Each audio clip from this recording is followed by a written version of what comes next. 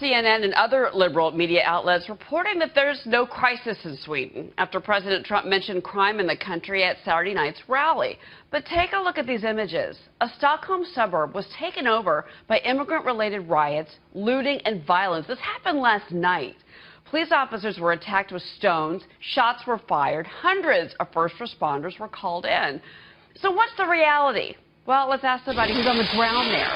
Swedish columnist Ingrid Carlquist joins us now from her home country. Ingrid, what is your read on the riots and what's going on in terms of violence in Sweden right now? Okay, what is going on is that we have reached a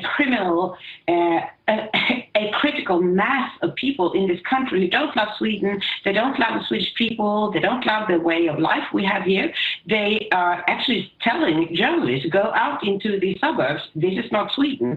The rule of law doesn't apply there. And this has been going on for quite a few years. And now what is happening since 2015, when we took in over 160,000 people to this country, a country of 10 million people, everything has gone, really bad.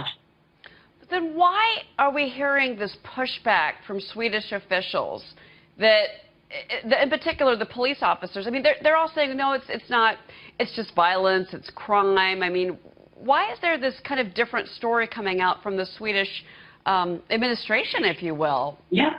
Yeah, because the establishment, they have been working so hard for so many years, telling people that we have no problem with immigration. We let all these people in because we want to be a humanitarian superpower.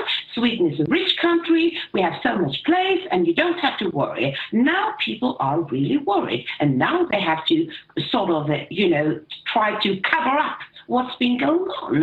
And that is why so few people have the courage to say what is going on. These two police officers that you referred to, I think, was from the Annie Horowitz story.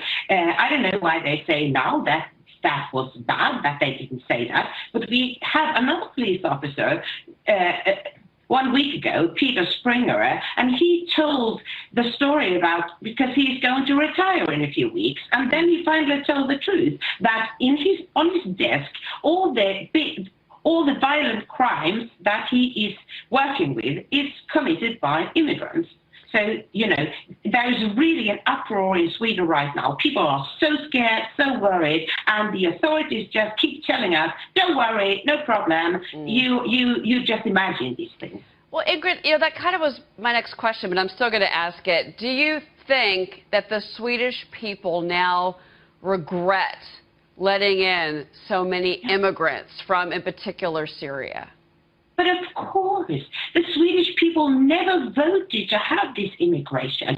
The Swedish people have been fooled by politicians telling them that it was just a tiny little, a tiny minority coming into our country. It would never affect Sweden. It would never bring Sweden to another country than a Swedish country. Now people are waking up and they're seeing, my God, Sweden is not Swedish anymore. They actually decided that we are not going to be a Swedish country. We're going to be a multicultural country. Sweden is not Swedish anymore. Oh, my gosh.